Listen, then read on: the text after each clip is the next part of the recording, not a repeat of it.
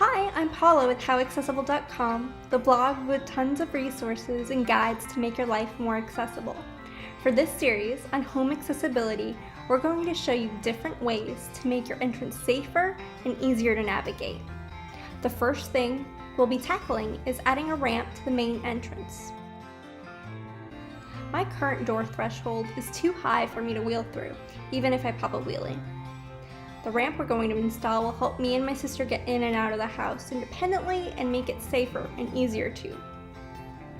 I looked into different options and found that a pre-made 6-foot ramp was the best solution for our situation. I've included a list of things to consider when selecting a ramp in the post link below. The first step was to unbox it and see what the fit would be like. We wanted to make sure that the slope was appropriate and that it would fit on the 5.5-inch threshold step. I chose a ramp that was 6 foot in length so it would follow the ADA recommended 1 to 12 slope guidelines for unassisted occupied use. It also has a textured surface to add traction and small rails on the side for safety. The trade-off to retrofitting the space is that the ramp needed a portion of the safety rail cut off to allow the door to swing open because its swing was outward.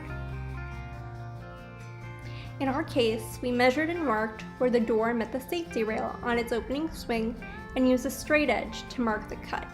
Then Dad pulled out the power tools. If you're going to try this method, make sure to stop and check the blades periodically. The discs need to be switched out when dull or tighten on the saw when they become too loose or crooked. Using the markings as a guide, Dad alternated between cutting with the blue and red tools using consistent pressure until the safety rail was cut at an angle on both sides. Afterward, he used the flat of the disc to buff the sharp edges and tested the ramp at the threshold to make sure the door swung clear.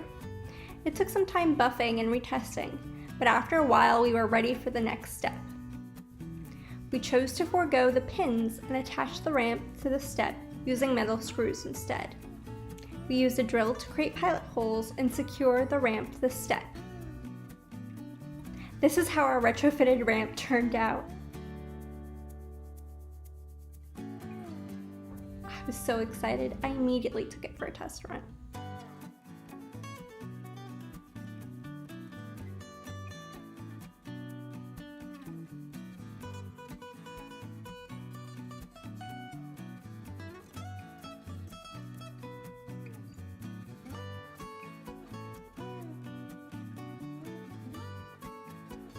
If you're looking for more detail on slopes, tools, ramp providers, or installation resources, click on the link to the blog post included in the video description below.